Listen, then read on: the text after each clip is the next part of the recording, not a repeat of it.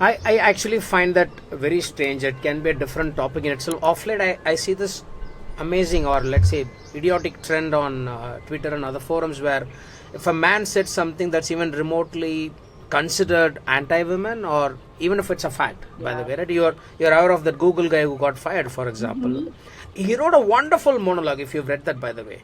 Oh, I have. Forgot his name. James Damore. You did? Yeah. James Damore. I mean, I think I emailed him or messaged him saying, I like what you wrote. Sorry for what happened, but keep writing. Everybody gets fired from their job, from their work, from their families. I mean, what's going on? And I don't understand why people do that. It's just an opinion. Let him say it and move on with life. There was a guy who recently was on a comedy show in India. I can't recall what that is. Some kind of a fun live show that they host. And he said something like, "Oh, I took her out on a date and she had some food and she has to repay me back." Kind of a joke, sexual innuendo there. But he got fired from the job. Wow. And yes, he got fired. He still hasn't been employed by anybody. Now, why is the employer firing him? I don't understand it. It can be a stupid opinion, but it's okay. It can be a joke or it can be opinion. How does it matter? Now, there's a girl in another show who's apparently a doctor or a student, right? And she commented about the male penis size of a cadaver. She did that. And she said, we joke among women about the size of the penis, for example. She's fine. She's getting more deals from, the car companies and your phone companies. And she's become like 10x, 20x more famous. She's considered How brave is the... that.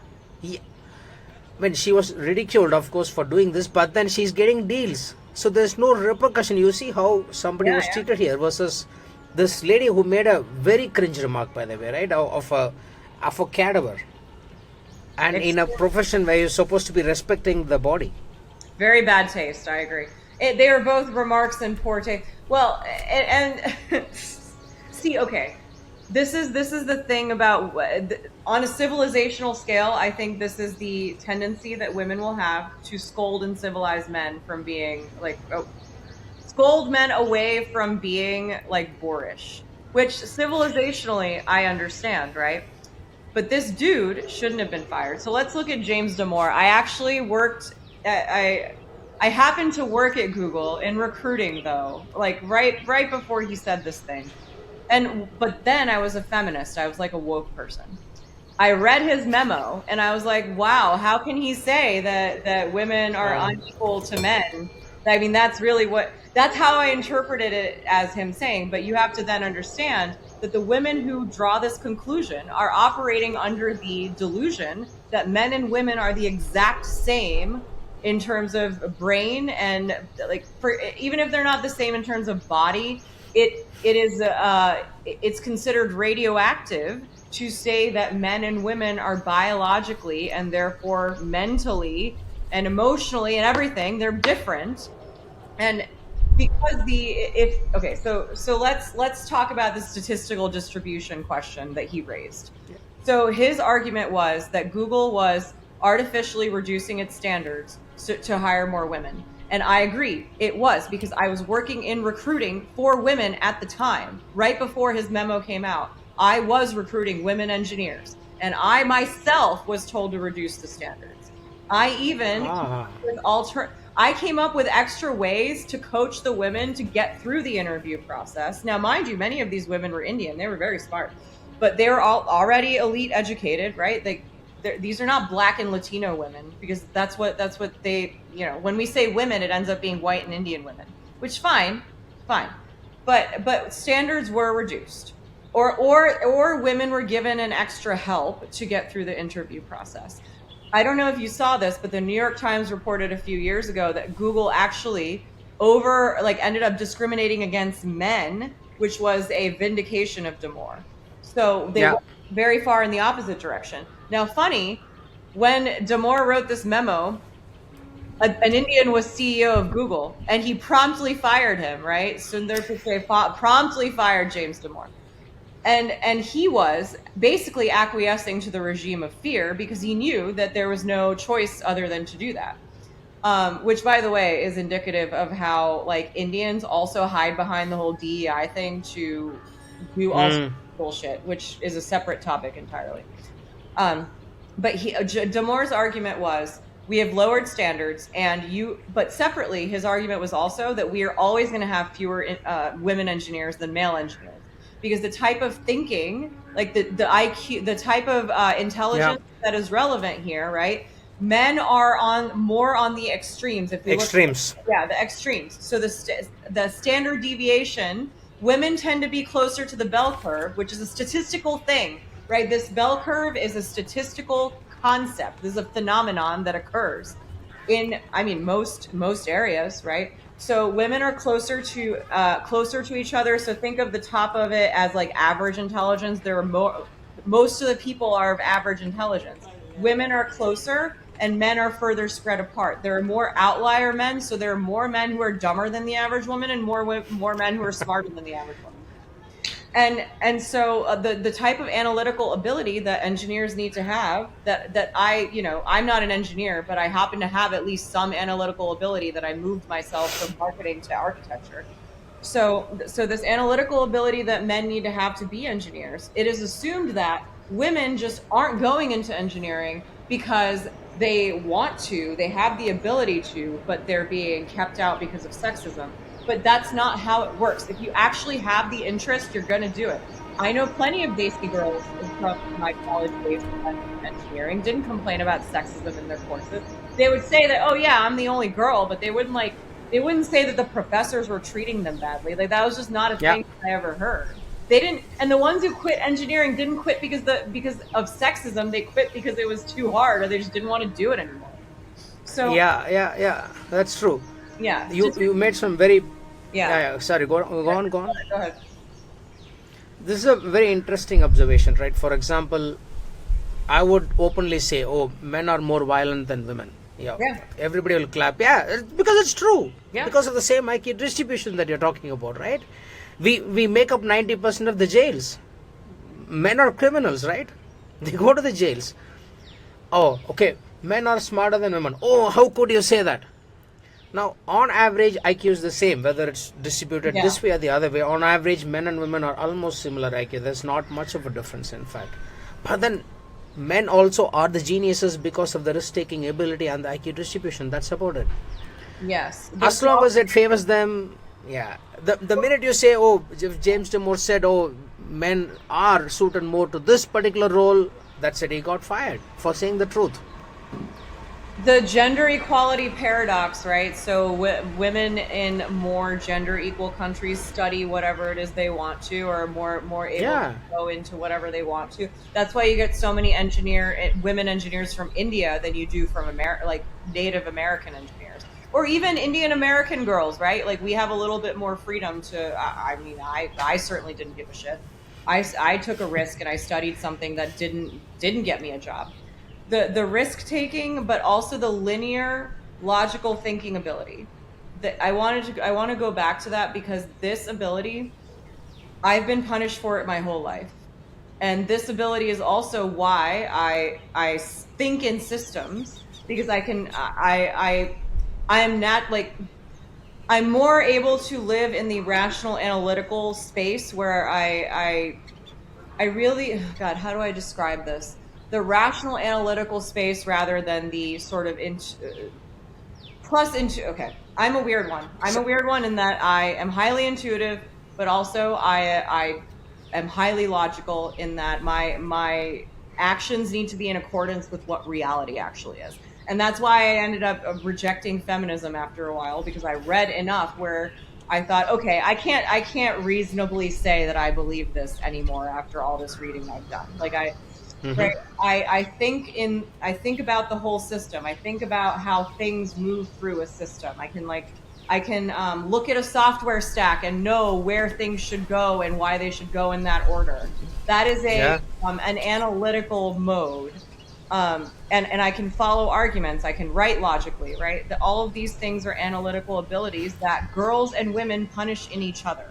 So if you're like me, you don't have friends. Like I mean, I have friends because I finally found the right people. It took me a long time though to understand why I didn't fit in, and it's because I insisted on arguing. It was because I couldn't just go along to get along like that. That's why You didn't want the consensus. Yeah, yeah, no. I got it. And women are consensus building creatures. And I'm going to be called essentialist for saying that, but evolutionarily speaking, we had to build consensus because we had to raise children cooperatively. Now, if you go to corporate America, it's always women doing the project management functions, the marketing functions, the HR functions, everything that requires building consensus.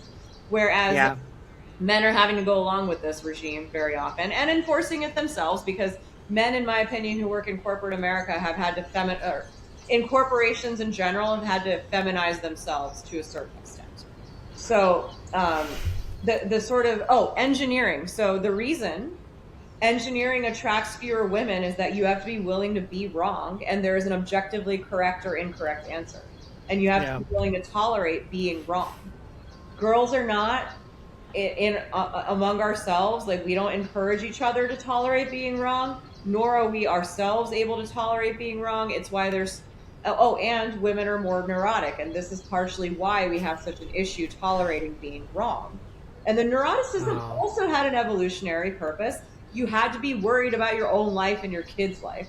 But now, if you don't have a kid and you're working in a fucking office, neuroticism is maladaptive. It's also maladaptive for you in terms of your mental health. So women worrying about all sorts of little things, that is something that women struggle with more than men do. So tolerating being wrong, to be an engineer and to work in any technical field, you have to subject your ideas to being wrong. And being wrong is very often experienced by women as a social attack. So that's why I can't have debates in groups of women. One article of mine that actually traveled on Substack quite a bit was titled "The Intellectual Poverty of Women's Society," wherein my argument was that women suppress intellect in each other and keep each other small. And there's a reason, of course, because I was reading this book that I quote often by an evolutionary biologist who happens to be a woman. She talks about how in her experiments and in other experiments, with young girls in school settings, all the girls, none of the girls wouldn't want to play competitive games. They would want to play like some cooperative stuff, like playing house or like staying and helping the teacher. They didn't want to play games like the boys played games and competed with each other. There was no open competition isn't allowed. All competition among women happens under the surface. Open competition is considered aggressive. And so if you think this just fucked with me at work, I was in the position of competing with a woman openly, and I won, and I got punished for it. Not just by women, but by men. Both. Neither group is able to take two women competing openly in corporate America at the very least. So the way I was made out after winning, meaning I made more money than the other woman did, like objective measures. I just made more money. And you would think that would matter, but it actually didn't matter. It actually eroded my standing further. Now, if I had been a man competing with her, then I might not have been punished. But because she was already there and she had a deferential personality, my coming in and leading to her leaving was my fault. Winning the competition was my fault. That's very unfortunate. Yeah. Coming back to the point on engineering, right, Anu? I have a anecdotal experience that I thought I'll share. My daughter she's in 12th grade and she's preparing for IIT. And she tells me she's kind of finding it very difficult to cope with it, by the way, right? And she tells me, you know what, Dad, these guys are so smart in my class. I don't know when they study, but they come and ace it. So the marks that some of these guys score in her class are way, way more than what some of these girls are able to score right now. Makes sense. And the same, I can see the same statistic. In spite of giving quota to women and giving them some kind of support or scaffolding to do better in, let's say, IIT entrance versus NEET, which is the medical entrance, still about 75 to 80% of the top 100 in general, if you take, is still overwhelmingly male. In spite of the help. This is not to say that women are not smart, but no. It's just a the way we are wired. That's about it.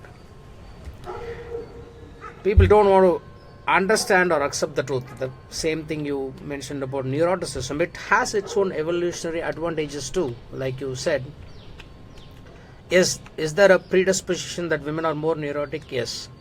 Can they kind of make more mistakes in sensing danger? Yes. Probably they're imagining things that are not true, but they're still smarter in sensing it more than men do.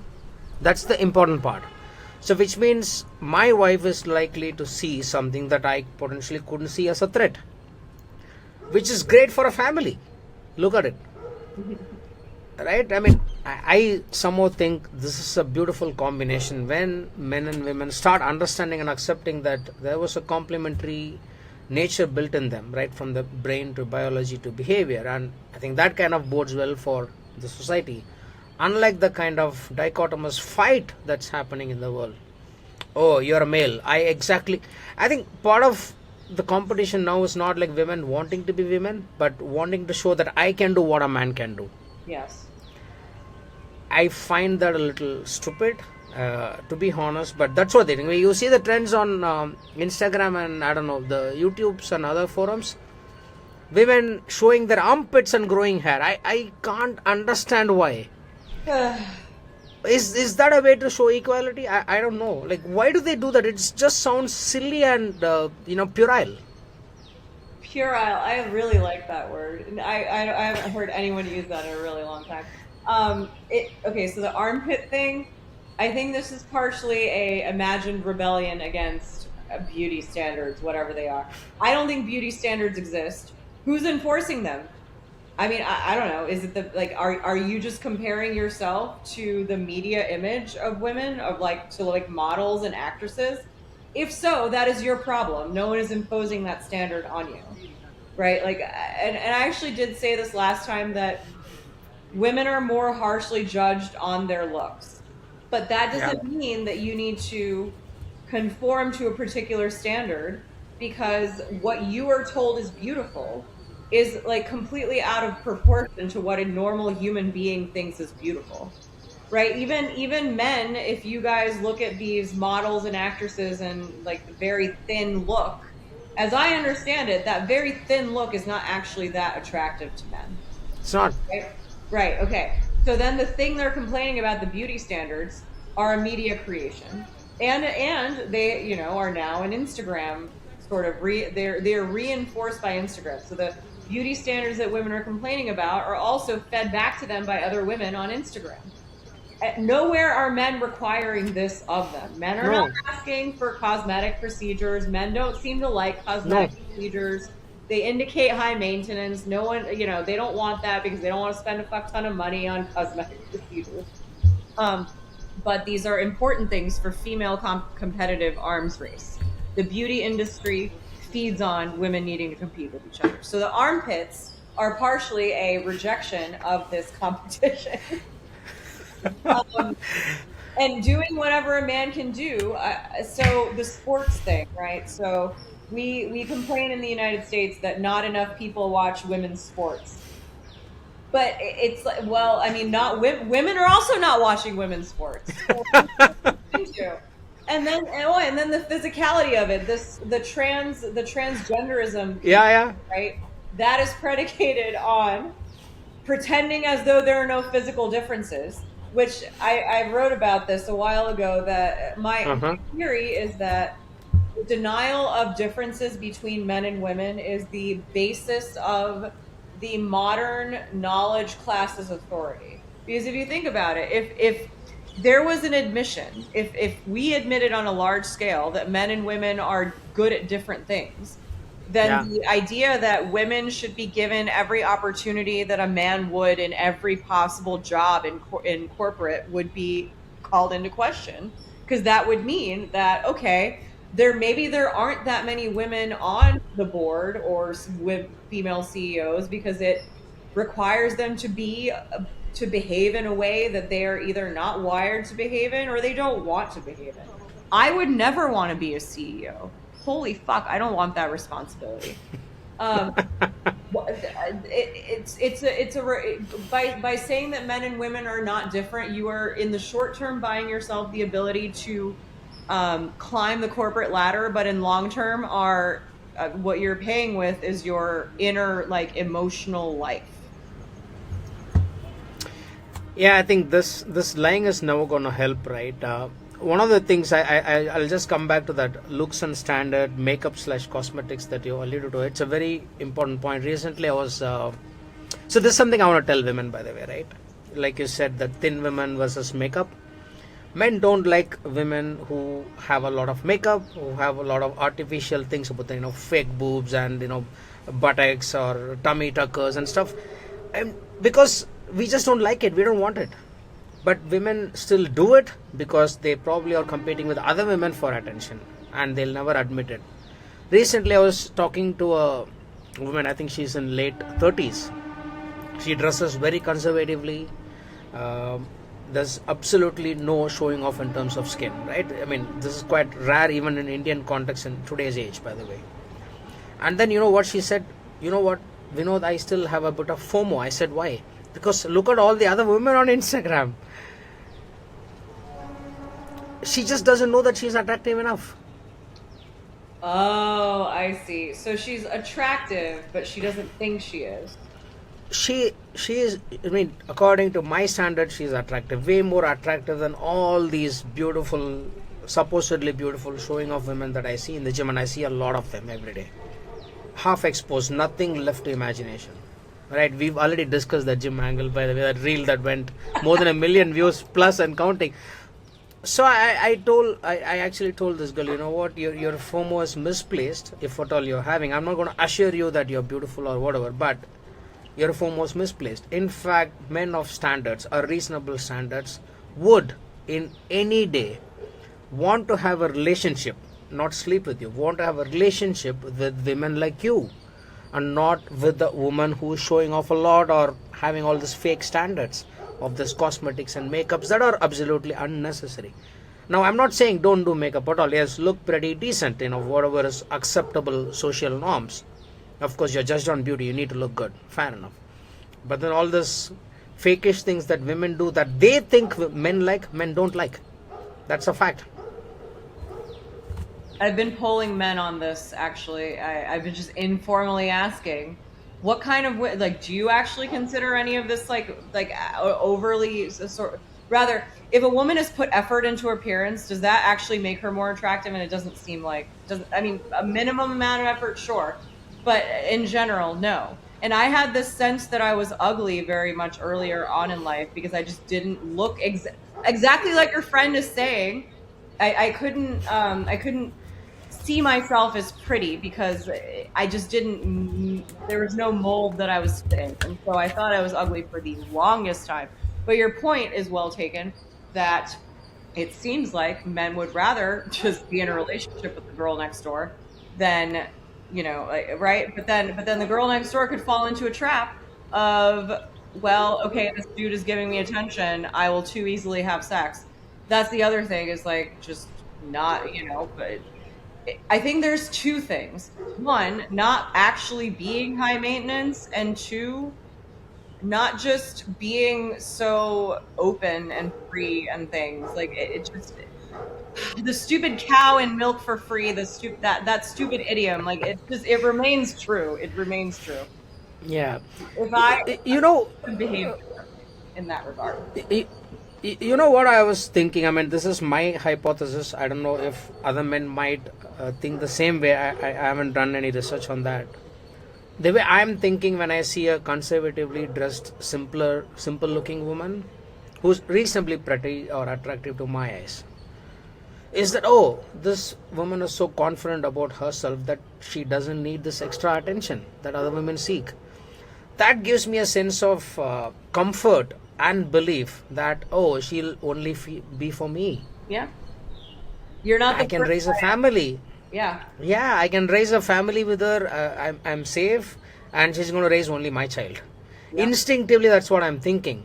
This is not to say that if someone shows off her tits and does something, she's going to be promiscuous. I'm not saying that. But this woman would give me and other men a lot more confidence than what a, let's say, a lot of skin showing, exposing woman does indicate.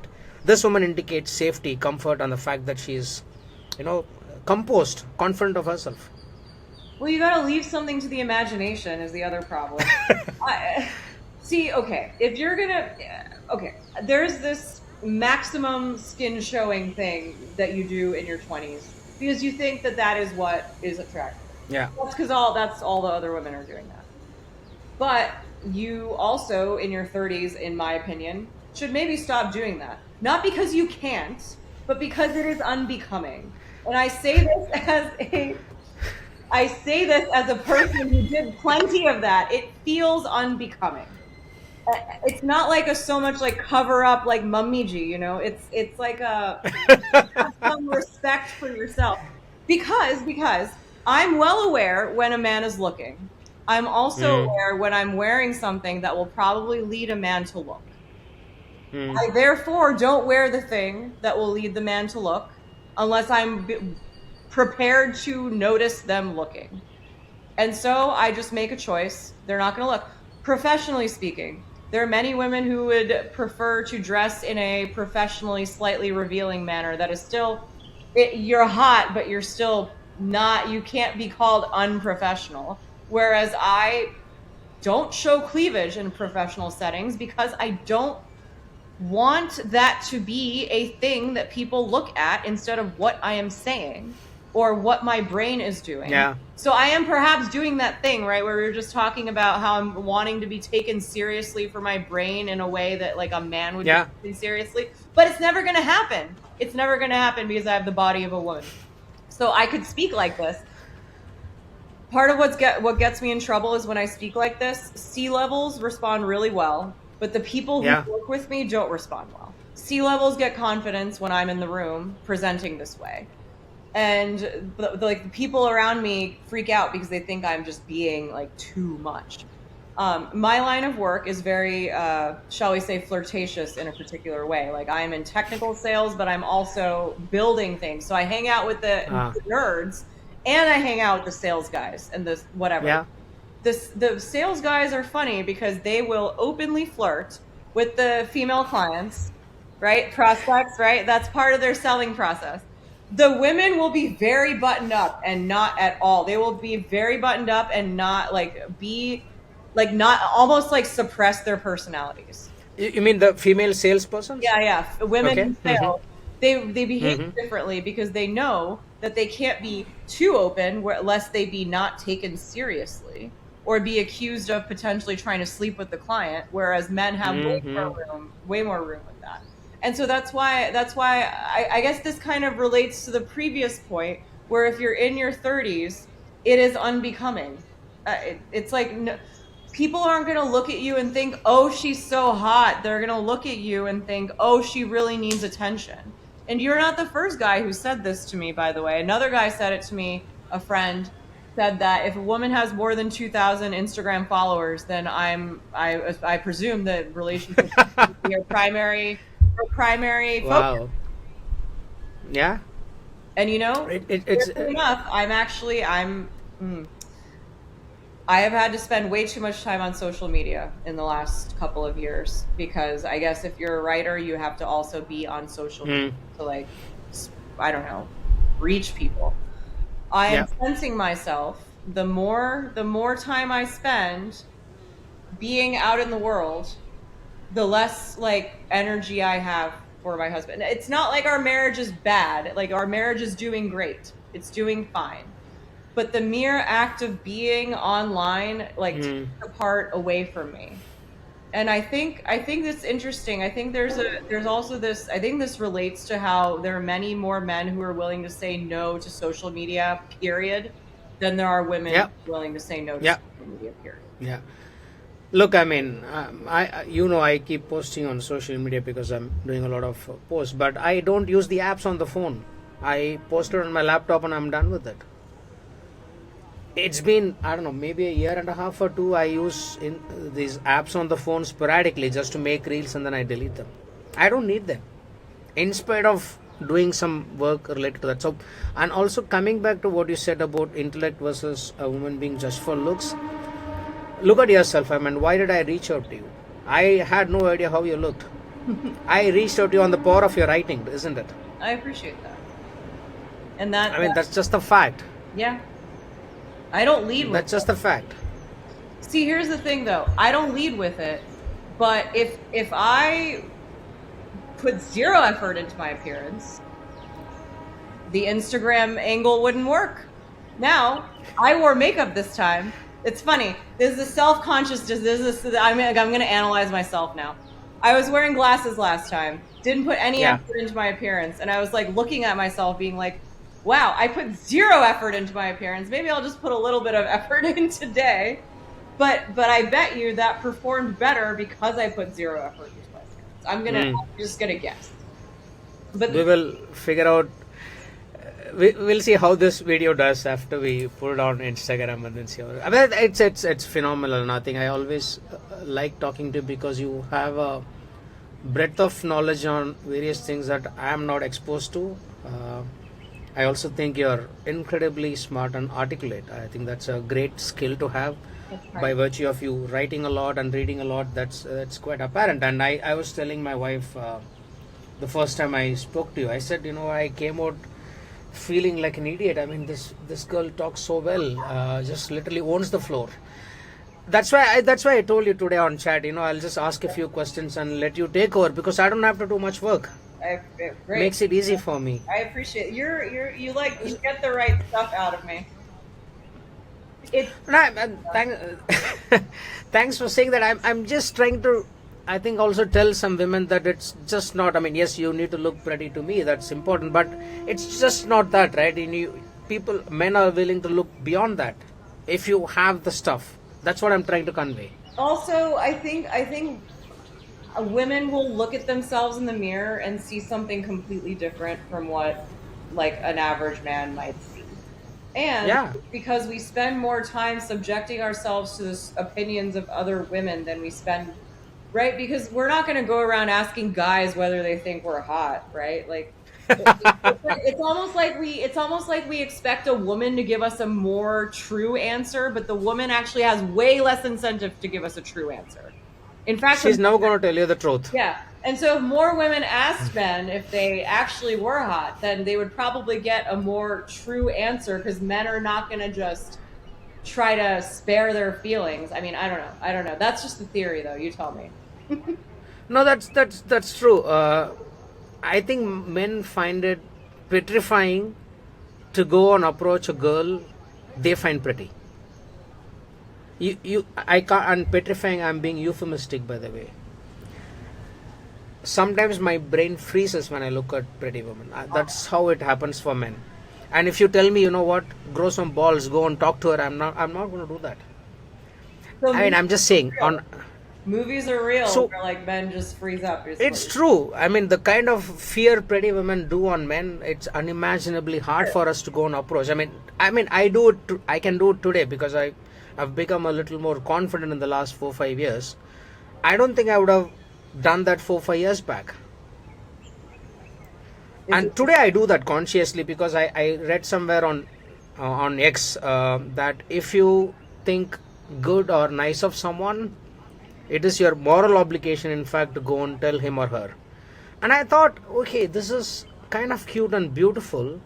Would I feel good if a girl or a guy comes and tells me you look great, or it's a nice shirt, or you have a fit body? And I thought, the answer is obvious yes, and equivocal. And I thought I should go and tell it to a woman. So what if she thinks any different? And I rely on a woman's judgment to know whether it's a sincere compliment or not. And I think I can trust women on that for sure. So I went and told a girl in the gym, you know what, you look to be in a much better shape than you used to be. And she was quite shocked. She's like, this guy doesn't come and talk to me. It's been 2 years. We've been in the gym. Why does he come and tell now? She's like, Vinod, are you for real? And she was smart. She said, what made you say that? So then I said, you know what, your waist and hips have become narrower than before. I told it as it is. And for me, it was just a subconscious thing that new shape, I just found her attractive. So I went and told her. and she'd been putting in more work in the gym. I was able to see that. So I've kind of been telling this to people, whether it's a man or a woman. I've been going and telling them, you know what, this you look great in this dress, or you look in great shape, and I think people are quite appreciative of the fact that I'm being very genuine in my compliments.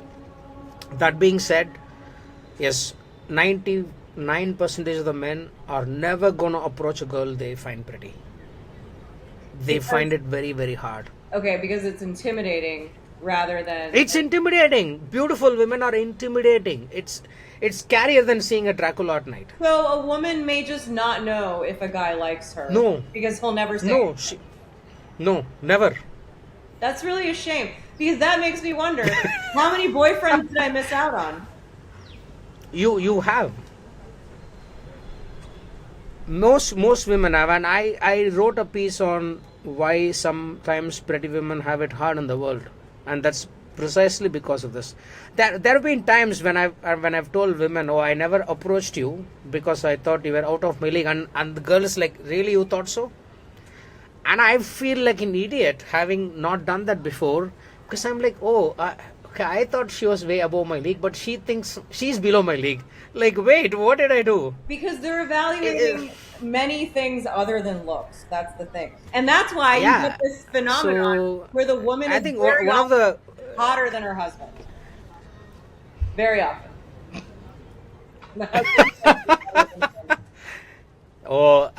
Tell me about the insecurity of such men. Well, I actually think it's not insecure. Okay. That's going to be at another level, men with wives who are way hotter than them. Well, not way hotter. Okay, so I suppose I watch a lot of dating reality shows with my husband. We like analyzing these people. They're so stupid. But then we're evaluating, right? We're always observing that the guy that a woman is with is like below her level of attractiveness. But the only thing I can land on there is like I had written about the male gaze. Like a woman is evaluating much more than the looks of it, like the straightforward looks of a man. I don't even know that I think like a gym ripped man is all that attractive anyway, because that, just like to you, a woman who has many cosmetic surgeries and makeup and things indicates a level of high maintenance. To me, that kind of man indicates a level of high maintenance and like just otherwise, right? Like I would assume that he was just going to be looking around anyway. Like a stereotypically hot. That's true, and this is a thing that goes on social media too, where men actually think that being super bulky with those ripped lines is what women want, and women don't want that, and they've been very clear in multiple research. Okay, look toned, look decent, good enough. I don't really care for your whatever 8-pack, 7-pack. Dressing matters so much more than your physique. So I think this conflation, I think that's the right word, of what men think that women think that is attractive on a man is different from what actually it is. Yeah. And similarly, what women think they think is attractive to a man is not what men think is attractive. So this goes both ways. And I think that kind of brings us to probably a good end, and we can continue on the other topics that we failed to touch upon today. Yeah, So I think I love to tell this, right? Yeah. No, I was gonna say, like, if you're willing to do my morning, then I can stay up later, or I can talk more. Like if we were to switch the time of day, because if I stay on the computer past 9:30, I won't be able to sleep is my problem. So I get a lot of screen related sleep issues. That's the same for me. So I woke up at 5 and got ready for a 6:30 podcast with. I think two reasons, right? One is it gives me a slight advantage in terms of freshness compared to you, so that I could match get the playing field leveled a little bit with you. Man, that's really funny, because I kept the energy up for you. I will have you know, I was flagging. I know. I know you did. Actually, you gave me energy, so I always appreciate our conversations for that. No, I think it was a wonderful conversation as usual. I think the best part is I wrote down a rough structure for it, but then we just went from there to next time. Just keep whatever we thought. Just keep the list, running list. Yeah.